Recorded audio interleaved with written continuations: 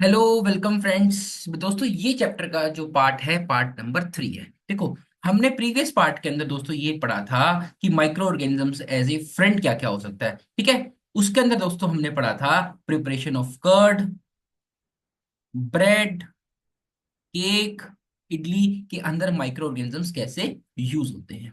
ठीक है। और नेक्स्ट स्लाइड में फिर हमने पढ़ा था एज अल्कोहल इंडस्ट्री के अंदर या बेवरेजेस इंडस्ट्री के अंदर हमारे पास माइक्रो ऑर्गेनिजम्स का क्या यूज है। देखो बच्चों, हम दोस्तों क्या करते हैं, ईस्ट से क्या बनाते हैं दोस्तों, हम अल्कोहल को बनाते हैं। ठीक है। जो भी हमारे पास प्लांट शुगर होती है, ईस्ट उसको ब्रेक डाउन करके क्या बनाता है, अल्कोहल एंड कार्बन डाइऑक्साइड का। ठीक है। अब देखो दोस्तों, ये तो हमने प्रीवियस स्लाइड्स में पढ़ लिया था। अगर आपको अभी भी कोई डाउट है तो दोस्तों कमेंट में मुझे लिखिए, ये स्लाइड मैं आपको दोबारा करा दूंगा। चलो अब चलते हैं दोस्तों हम नेक्स्ट स्लाइड की तरफ, जो हमने आज से शुरू कर। देखो दोस्तों, अब हमारे पास टॉपिक आता है micro organisms as a friend, agriculture use of micro organisms.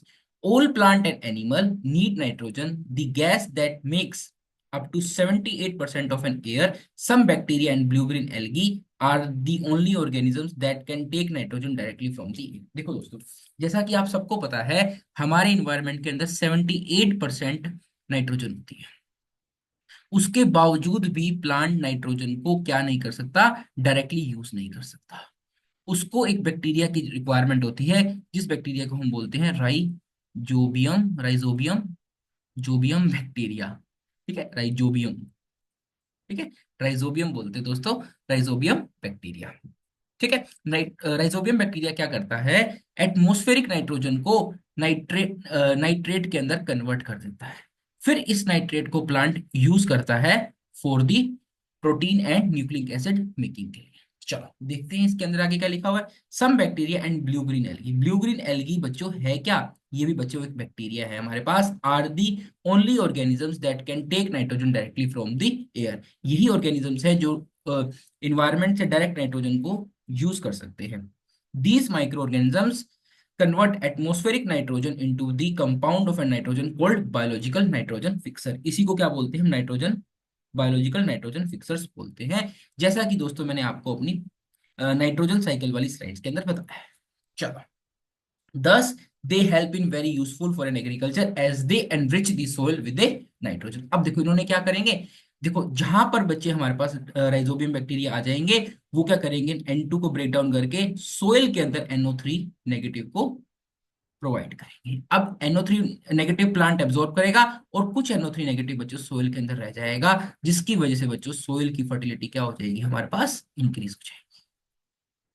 चलो, यहां तक कोई डाउट, ऐसे बच्चे हमारे पास micro organisms as a agriculture हमारे लिए हेल्पफुल होता है। चलो अब हम चलते हैं दोस्तों अपनी नेक्स्ट स्लाइड की तरफ। देखो नेक्स्ट स्लाइड है बच्चे, as a medicinal use of an microorganism. ठीक है। आज बच्चों सिर्फ हम एंटीबायोटिक्स के बारे में डिस्कस करेंगे।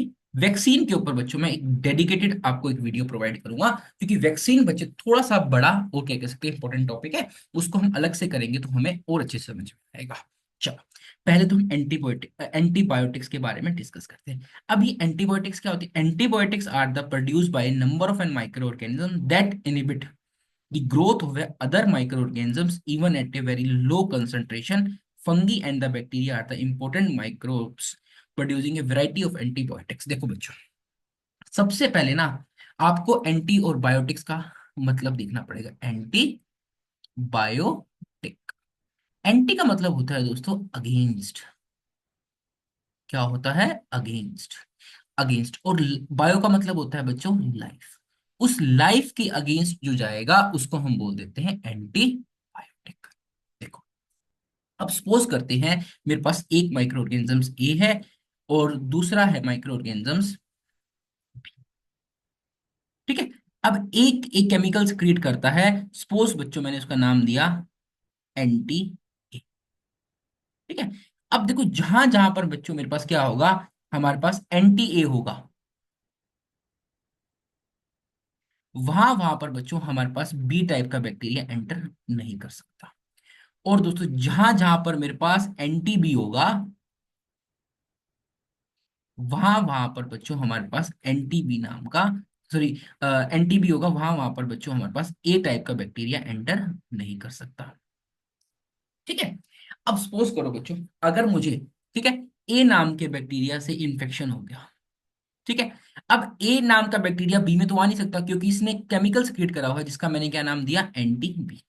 तो अगर सपोज करो मेरी बॉडी में ए नाम का बैक्टीरिया आ गया और मैंने एंटी बी को ले लिया, तो क्या होगा बच्चों, एंटी बी जो केमिकल होगा वो ए को मार देगा। और ये जो केमिकल है ना बच्चों, इसी को क्या कहता हूं बच्चों मैं, एंटी बायोटिक। ठीक है। अब आपको एक बार और समझाता हूँ दूसरे मेथड से। देखो बच्चों, एक बैक्टीरिया ना एक केमिकल्स क्रिएट करता है कि और दूसरा कोई बैक्टीरिया उसके आसपास ना आ सके। ठीक है। और ये ऐसा इसलिए करता है क्योंकि इस बैक्टीरिया को डर लगता है कि अगर कोई दूसरा टाइप का बैक्टीरिया आएगा, या तो वो मुझे किल कर सकता है, या तो वो बच्चों हमारे फूड को, रिसोर्सेज को लिमिटेड कर सकता है। इसीलिए बच्चों ये केमिकल्स क्रिएट करता है, और इस केमिकल को हम यूज करते हैं किस लिए, and as a antibiotics. ठीक है। क्योंकि ये अदर माइक्रो ऑर्गेनिजम्स की ग्रोथ को स्टॉप करेगा।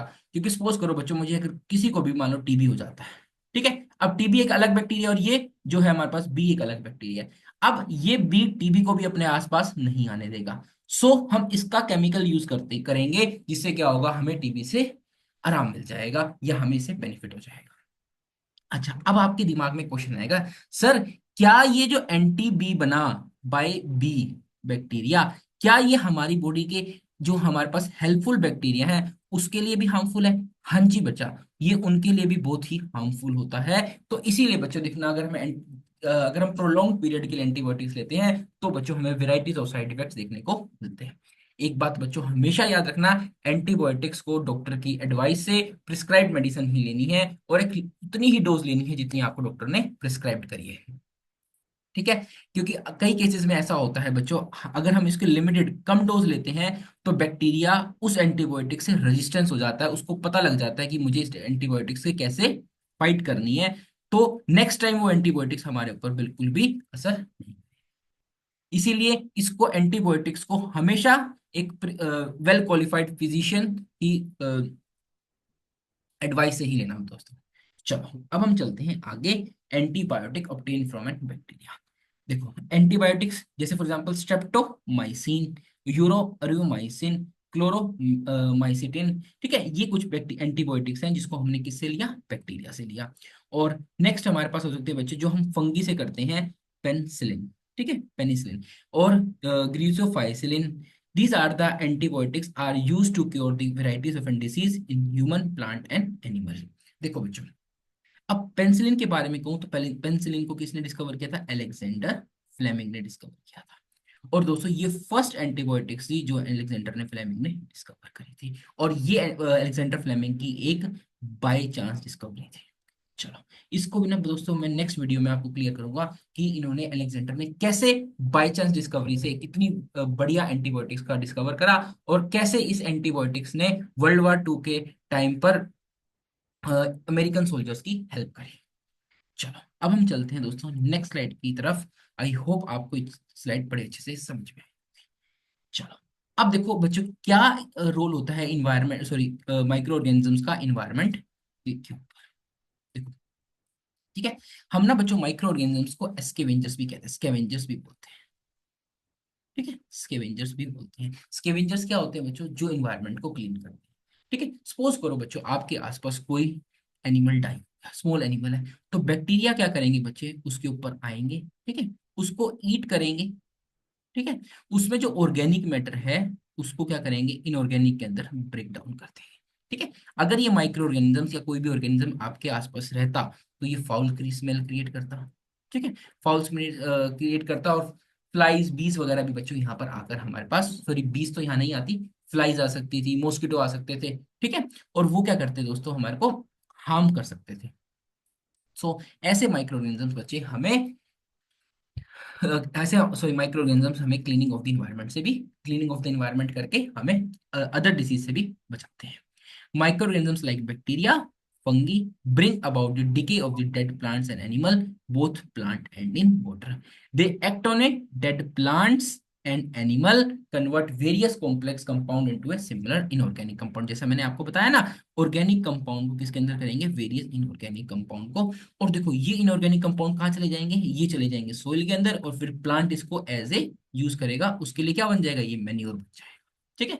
दे also help in sewage disposable by the putrefying incomplete decomposition of a dead organic matter. Suppose करो बच्चों, देखो हमारी सीवेज वेस्ट के अंदर क्या होता है, देखो अगर हम डायरेक्ट अपना सीवेज वेस्ट अगर हम किसी भी रिवर के अंदर उसको हम पुट कर देंगे तो क्या होगा बच्चों, उसमें क्या होगा कि हार्मफुल बैक्टीरियाज भी होंगे, सब कुछ होगा। ठीक है, ऑर्गेनिक वेस्ट भी होगा, तो उसमें वेराइटीज ऑफ डिसीज हो सकती हैं, वहाँ के एक्वेटिक लाइफ जो है बड़ी इफेक्ट हो सकती है। ठीक है, तो अब हम क्या करते हैं, तो हम पहले एक माइक्रोब से ट्रीटमेंट करा लेते हैं, जिससे जितना मैक्सिमम से मैक्सिमम हो सकता है हमारे पास ऑर्गेनिक मैटर को हम रिमूव कर देते हैं।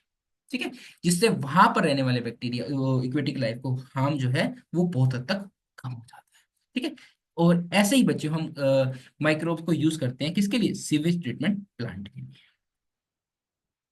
चलो, अब हम चलते हैं अपनी नेक्स्ट स्लाइड की तरफ।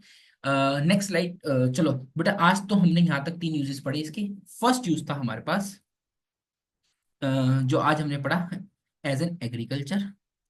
सेकेंड यूज था बच्चों हमारे पास, हमने जो आज पढ़ा एंटीबायोटिक्स के बारे में। ठीक है, और थर्ड यूज था बच्चों हमारे पास as a cleaning of the environment. चलो, ये वीडियो दोस्तों यहाँ तक होती है। Please like subscribe my channel and my efforts. Bye for today.